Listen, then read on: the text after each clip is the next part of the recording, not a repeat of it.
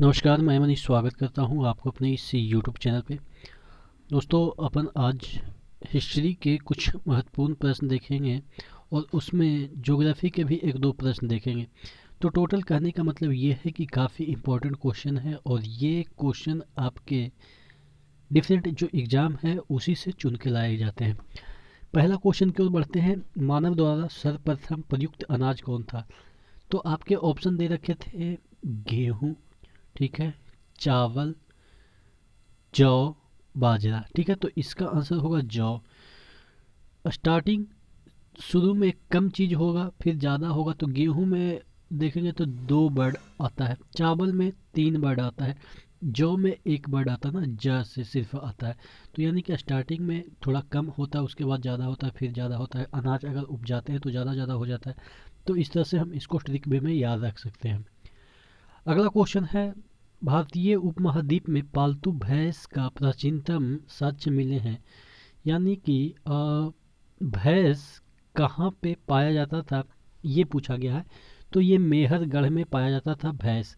अब ये मेहरगढ़ कहाँ पे है? ये आपके पाकिस्तान में है, ठीक है, मेहरगढ़ में। और देखिए जो भैंस वगैरह होगा कहीं स्थान पे रहेगा। गढ़ मतलब क्या होता है? कोई स्थान होता है, ठीक है। कहते हैं ना फलानागढ़, ढिमकागढ़, मतलब कि आजमगढ़, ये वो, मतलब कि जितने भी गढ़ होते हैं, गढ़ मतलब जहाँ पे रहते हैं। तो भैंस वगैरह गढ़ में ही रहेगा, तो इस तरह से याद रखेंगे। किस स्थान पे पाषाण संस्कृति से लेकर हड़प्पा सभ्यता तक के संस्कृति का अवशेष प्राप्त हुए? पाषाण मतलब कि जब आदमी मतलब कि एकदम से वो आदिवासी टाइप का रहता था। आदिवासी आप कह सकते हैं, आदिवासी नहीं, जंगली टाइप का रहता था, जानवर टाइप का रहता था। वहाँ से लेके हड़प्पा सभ्यता, यानी कि जब आदमी एकदम से वेल डेवलप्ड तरीके से रहने लगा शहरों में, शहरी एक प्रकार का हो गया था हड़प्पा। तो वहाँ से वहाँ तक, यानी कि शुरुआत से लेके हड़प्पा सभ्यता तक जितने भी चीज़ें हैं उसका अवशेष यहाँ पे मिला है मेहरगढ़ में। गढ़ फिर से ध्यान में आएगा कि रहने वाला स्थान, तो जहाँ पे मानव रहेगा वहाँ पे कब से रह रहा है?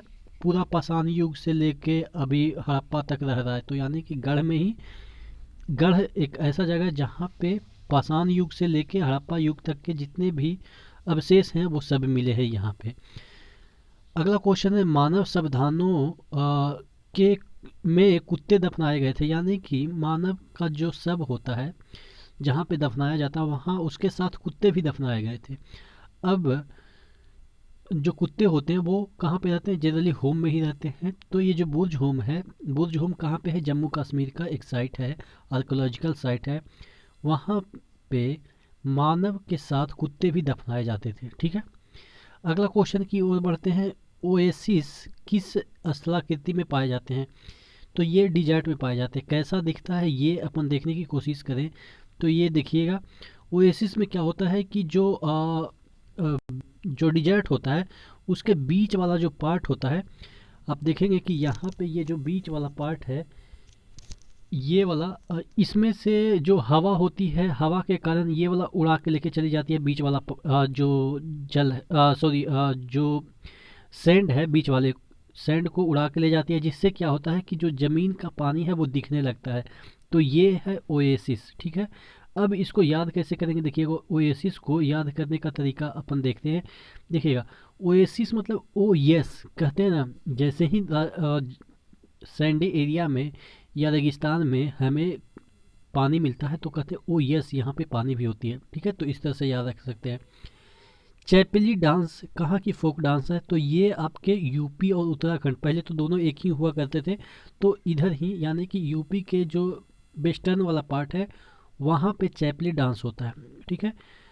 अगला क्वेश्चन क्यों बढ़ते हैं। यूएन चार्टर पर 1945 में संयुक्त राष्ट्र के 51 मूल सदस्यों द्वारा हस्ताक्षर किए गए थे। तो ये हस्ताक्षर कहाँ पे हुए थे? सैन फ्रांसिस्को, ठीक है। अब देखिए सैन, देखिए 51 मूल के सदस्य हैं, यानी कि सेना टाइप का एक लगा ना, 51 लोग।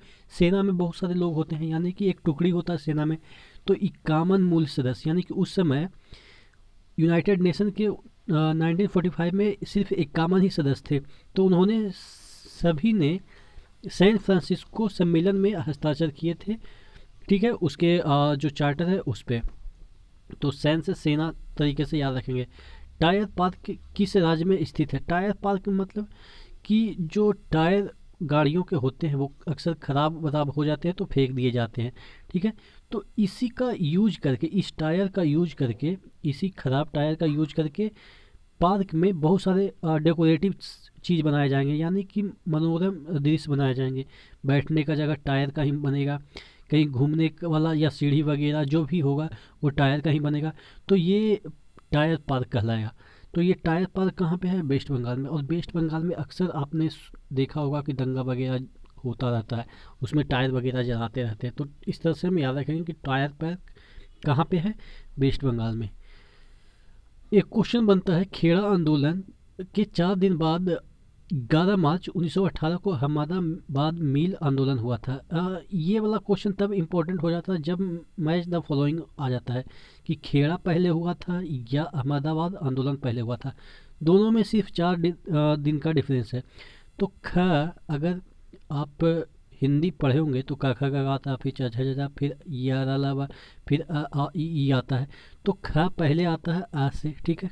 पहले आता है। बना भी है ख हलंत प्लस आ से, ठीक है। यानी कि खेड़ा पहले आएगा अहमदाबाद से, ठीक है। अगर आपने हिंदी पढ़ा होगा या संस्कृत भी पढ़ा होगा तो किससे बना है? ख हलंत प्लस आ से। तो यानी कि खेड़ा पहले होगा और अहमदाबाद बाद में होगा, ठीक है। जो खेड़ा आंदोलन था वो पहले हुआ था, अहमदाबाद बाद में हुआ था। तो आशा करते हैं चीज़ें समझ में आई होगी। नेक्स्ट वीडियो मिलते हैं, तब तक के लिए धन्यवाद।